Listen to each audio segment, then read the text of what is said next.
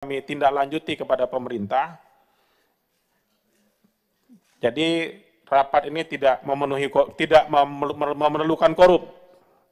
Bapak Ibu sekalian, maka dengan itu rapat ini saya nyatakan dibuka dan terbuka untuk umum.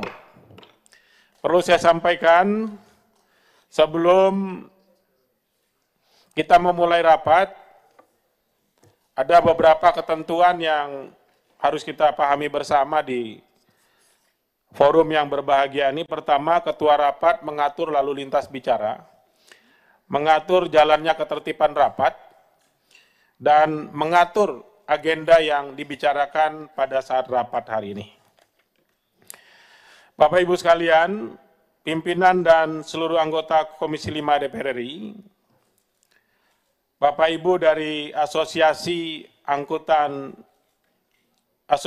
Pengemudi Transportasi Online, terima kasih sudah menghadiri undangan kami pada hari ini dalam rangka menjalankan fungsi pengawasan kami terkait penyelenggaraan transportasi berbasis online. Pimpinan dan anggota Komisi 5 DPR RI yang kami hormati, hadirin yang berbahagia, sebagai catatan, kemarin tanggal 20 Mei kita memperingati Hari Kebangkitan Nasional, peringatan atas peristiwa titik awal bagi bangsa Indonesia untuk bangkit dan memiliki jiwa nasionalisme, rasa persatuan dan kesatuan yang tinggi.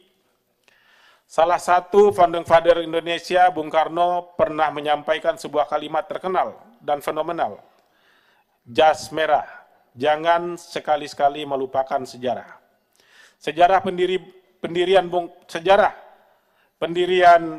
tanggal 20 Mei itu, yang tokoh utamanya adalah ada Bung Tomo, sejak 117 tahun yang lalu, mengajarkan kita untuk berani menatap ke depan, menghadapi tantangan dan permasalahan bangsa, tidak hanya sekedar mengenang sebuah peristiwa sejarah berdirinya fundamen kesadaran kebangkitan nasional, namun juga mengenang spirit perjuangan anak-anak bangsa dalam membangun keyakinan bahwa kemajuan dan kemandirian bangsa hanyalah mungkin dicapai bila kita bangkit berdiri di atas kekuatan kita sendiri.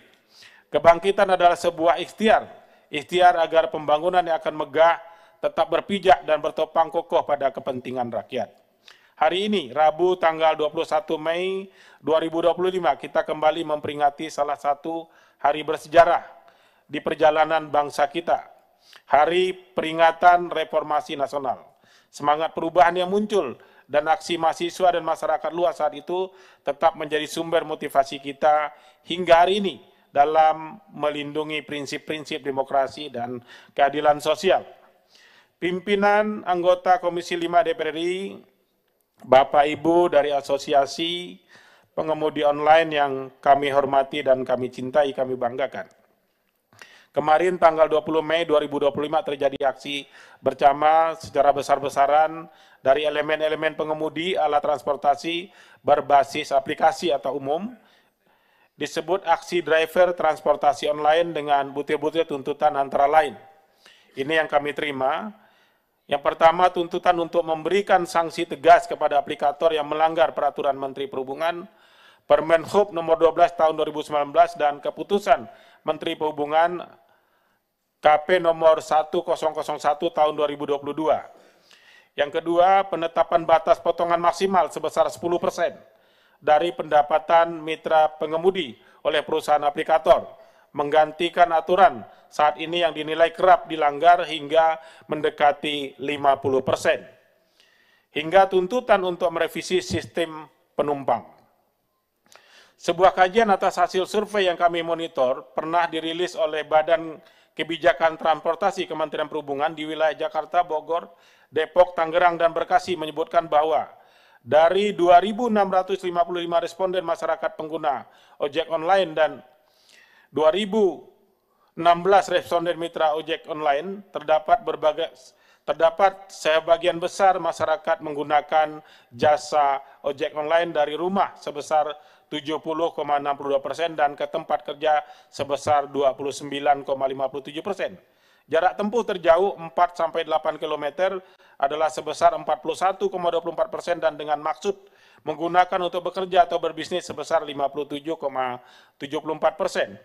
Survei tersebut juga menemukan bahwa dari sisi pengeluaran penggunaan, kebanyakan menghabiskan 10.000 hingga 25.000, itu sebesar 51,41%, untuk pemesanan ojek online dan kurang dari Rp25.000 sebesar 41,47% untuk transportasi lainnya. Sedangkan hasil survei terkait status pekerjaan driver menyatakan bahwa status sebagai pekerja utama 54% dan sebagai pekerja sampingan 46%. Dari sisi pendapatan yang diperoleh pengemudi per harinya ditemukan hampir sama dengan biaya operasionalnya. Terbanyak rata-rata pendapatan per hari 50.000 sampai 100.000, 50,10%, dan biaya operasional per hari terbanyak kisaran 50.000 sampai 100.000, 44,10%. Pengemudi mengaku jarang mendapatkan bonus dari aplikator sebesar 52,08%, dan sebagian besar 37,40% menyatakan tidak pernah mendapatkan bonus dari aplikator, bahkan 75,79% menyatakan jarang mendapatkan tip dari penumpang. Hingga hari ini, tanggal 21 Mei 2025, dari sejumlah aspirasi yang dihimpun Komisi 5 DPR RI, driver transportasi online masih mengeluhkan ketidakadilan yang terjadi dan memicu gelombang demonstrasi dari waktu ke waktu. Sejumlah pengamat mengutarakan bahwa demonstrasi yang terjadi hampir setiap tahun mencerminkan masih terdapat ketimpangan realisasi antara mitra pengemudi dan perusahaan aplikator. Sebagai gambaran, aksi demonstrasi besar ditandai sejak 3 Oktober 2017 dengan tuntutan terkait kenaikan tarif, transportasi sistem transportasi sistem insentif, dan evaluasi sistem suspend. Kemudian ada juga demo tanggal 23 April 2018 terkait penetapan tarif batas bawah. Regulasi pemerintah yang adil dan jaminan perlindungan hukum bagi mitra pengemudi. Aksi besar berikutnya tanggal 15 Maret 2019 dengan tuntutan terkait kenaikan tarif dan kejelasan hukum kemitraan ojol. Seterusnya ada aksi demonstrasi besar juga pada tanggal 6 Oktober 2020 dengan tuntutan menolak pemotongan komisi hingga 20% dan meminta perlindungan hukum lebih jelas dalam Undang-Undang Cipta Kerja. Demonstrasi berikutnya terdata tanggal 4 Februari 2022 yang menolak adanya sistem insentif baru serta meminta transportasi pembagian algoritma order. Kemudian 6 Juli 2022 aksi dilakukan sebagai bentuk penolakan atas kebijakan tarif baru yang ditetapkan oleh pemerintah. Ada juga terjadi aksi tanggal 7 Maret 2023 yang memprotes sistem poin serta pemotongan saldo tanpa kejelasan. Hal ini berlanjut lagi pada 10 Januari 2024 dengan tuntutan kenaikan tarif minimum dan penolakan sistem prioritas order yang dinilai tidak adil. Aksi besar kemarin pada tanggal 20 Mei 2025 menurut prediksi peneliti Institute for Demographic and Preventive Studies atau IDES tidak disertai aksi offbid massal para mitra ojol hari itu, maka potensi nilai transaksi yang terdampak mencapai sekitar 187,95 miliar dari total gross transaction value atau GTV sepanjang 2024 yang diperkirakan mencapai 135 triliun. Besarnya angka itu menggambarkan pentingnya peran para mitra ojol dalam kegiatan ekonomi sehari-hari, khususnya di daerah urban Jakarta dan sekitarnya. Pimpinan dan anggota Komisi 5 DPR RI, hadirin yang berbahagia, Bapak Ibu dari Asosiasi Pengemudi Aplikator Online. Di lain pihak, pemerintah telah menerbitkan beberapa regulasi untuk mengatur kepentingan yang berimbang antara perusahaan aplikator, driver, dan masyarakat pengguna transportasi online. Dari sisi penelusuran, aturan dari pemerintah terdapat PM 108 tahun 2017 tentang angkutan sewa online. Kemudian Peraturan Menteri Perhubungan nomor 23 tahun 2018 tentang layanan perizinan angkutan secara online pada Direktorat Jenderal Perhubungan Darat. Setelahnya ada juga Permenhub nomor 12 tahun 2019 tentang perlindungan keselamatan pengguna sepeda motor yang digunakan untuk kepentingan masyarakat. Ada juga keputusan Menteri Perhubungan nomor 564 tahun 2022 yang diubah menjadi Kepmenhub nomor 580 tahun 2022. Dan selanjutnya Kepmenhub nomor 633 tahun 2022 yang kemudian dicabut oleh keputusan Menteri Perhubungan nomor 667 tahun 2022. Kemudian pengaturan tentang jumlah potongan maksimal yang bisa dilakukan perusahaan aplikasi, ojek dan taksi online tersebut diatur dengan Peraturan Menteri Perhubungan nomor KP 101 tahun 2022 tentang pedoman perhitungan biaya jasa penggunaan sepeda motor yang digunakan untuk kepentingan masyarakat dengan aplikasi. Di mana pada diktum 8 disebutkan dalam hal perusahaan aplikasi menerapkan biaya tidak langsung berupa biaya sewa pengguna aplikasi paling tinggi 15% dan atau perusahaan aplikasi dapat menerapkan biaya penunjang berupa biaya dukungan kesejahteraan mitra pengemudi paling tinggi 5%. Masih menuai kontroversi dan dalam implementasinya. Pimpinan dan anggota Komisi 5 DPR hadirin yang kami hormati. Hari ini Rabu 21 Mei 2025, Komisi 5 DPR mengadakan pertemuan terbesar sepanjang sejarah dengan hampir semua wakil asosiasi driver transportasi online yang ada saat ini. Untuk mendengarkan, menyimak, dan menerima tuntutan aspirasi dan masukan dari permasalahan yang dihadapi teman-teman driver angkutan online. Bapak Ibu sekalian, kami tentu menyimak secara seksama Pak Komisi ini ya. Kami sudah berupaya ya untuk mencari titik temu terkait dengan regulasi. Sebelum kami mendengarkan masukan dari teman-teman perlu kami sampaikan ya, kami sudah mendapat perintah dari pimpinan DPR untuk segera memulai pembahasan undang-undang angkutan online. Undang-undang tentang angkutan online ini nanti, karena domainnya bukan hanya di Komisi 5, Bapak Ibu sekalian, kalau kami ini angkutannya Pak, itu ada di Komisi 5, transportasi.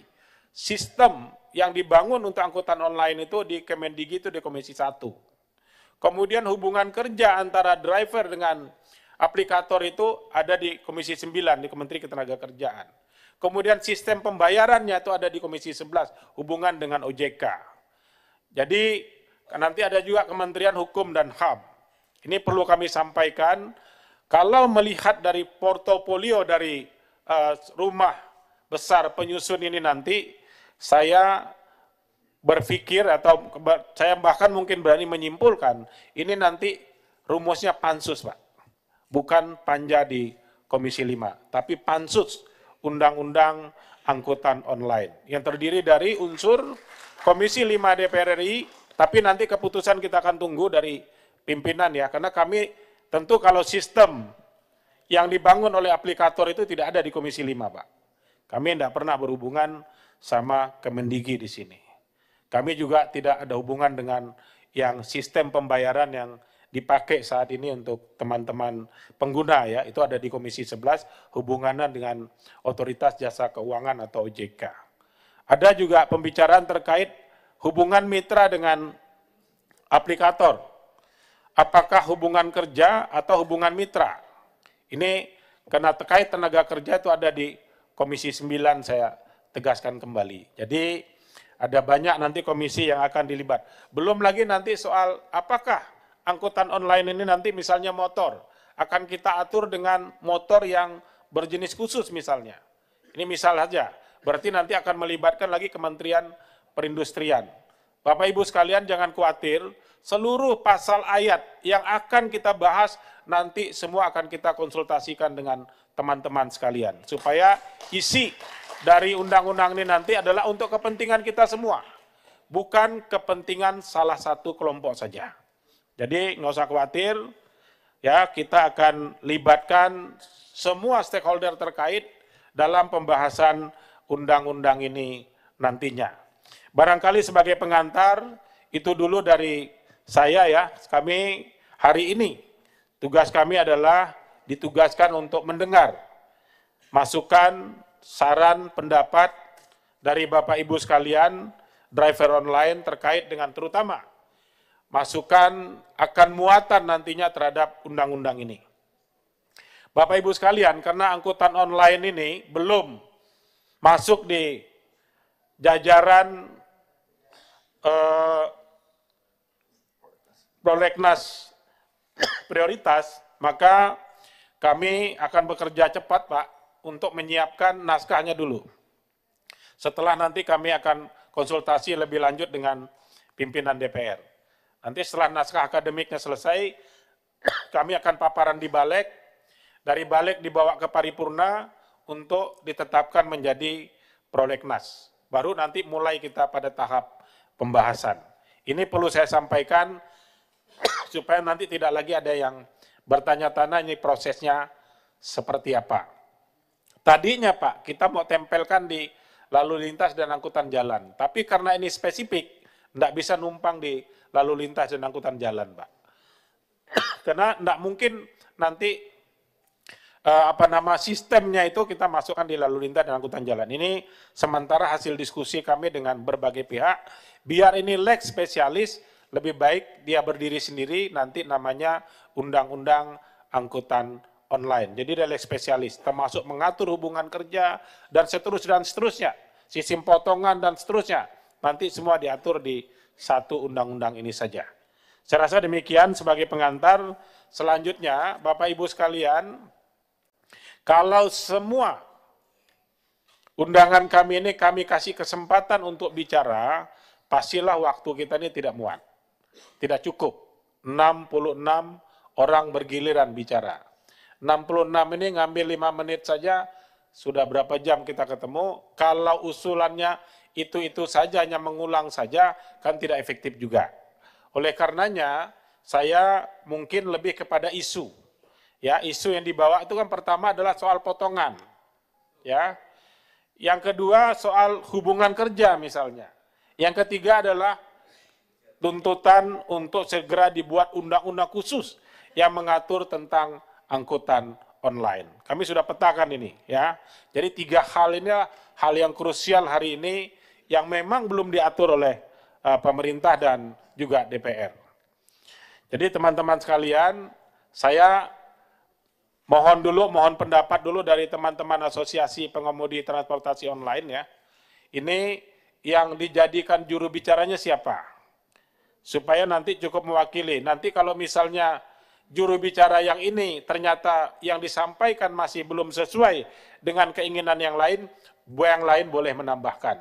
Tapi jangan mengulangi apa yang sudah disampaikan tadi oleh temannya. Kalau ngulang cerita itu saja kan nanti Bapak bosan, saya juga bosan kan. Ya, udah diomongin lagi.